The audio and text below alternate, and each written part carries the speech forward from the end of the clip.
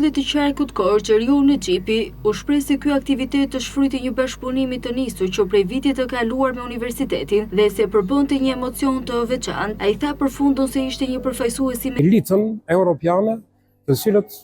e përpunuan dhe e parapën idenë e federalizmit si shpëtimin e këtij kontinenti.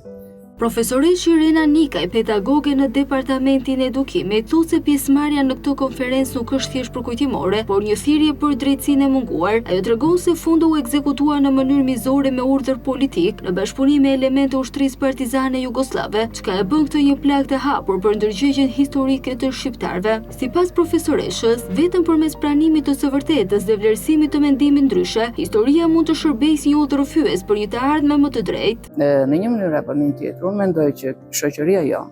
pas 80 viteve që kanë ndodhur krime të tilla, ka nevojë urgjente për drejtësi. Sigurisht këto konferenca i shërbejnë vetëdijësimit të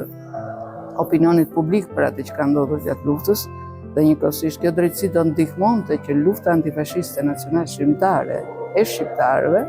të mos mbulojë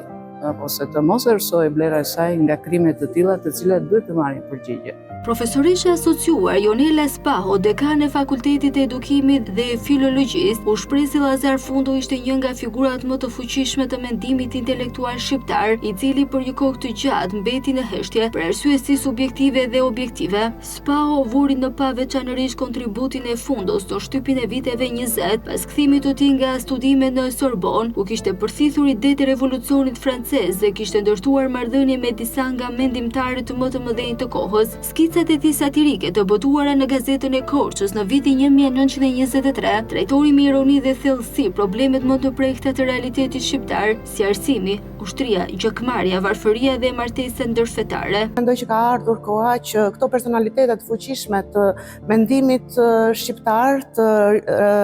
dalin në dritë, të kthjellohen edhe të vlerësohet vepra e tyre në kontekstin e sotëm, por edhe në horizontet e tjera të pritjes. Me atë penën e tij, me analizën që u bën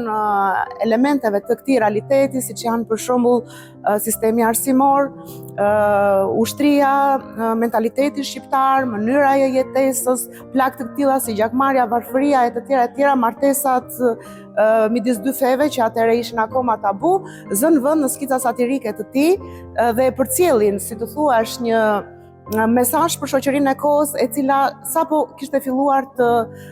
emancipohej dhe të fillonte të shikonte plagët e saj madje edhe në mënyrë satirike, ironike, ashtu si Xhai Fundo shfrytëzoi thash përvojën e këtyre. Fundo përfaqëson jo vetëm elitën intelektuale shqiptare, por edhe atë të mendimit progresist europian. Ajo thekson se figura e Fundos i kalon kufit e një heroi kombëtar duke u shndërruar në një simbol të përkushtimit për lirinë, pavarësinë dhe zhvillimin jo vetëm të Shqipërisë, por edhe më gjerë. Për të Xhai Fundo mbetet një burim i fuqishëm frymëzimi edhe për brezat e sotëm. Intelektuali i cili nuk nështrohet, por është gjithmonë në kërkim të atyre zgjidhjeve që janë në interes të shoqërisë. Intelektuali i cili nuk pajtohet me padrejtësinë dhe kur e shikon që gjërat është e nevojshme të marrin tjetër drejtim, nuk stepet në nguron që të dalë në plan të parë. Dhe vetë trajektoria tragjike e jetës së Xhai Fundos është e tillë që për hir të idealeve ai edhe pëson një fat tragjik. Një platformë akademike reflektimi, por edhe si një akt simbolik rikthimi i figurës së Llazar Fundos në kujtesën historike kombëtare, duke rikujtuar se historia nuk mund të mbetet peng i harresës, por duhet të jetë udhërrëfyes për të ardhmen.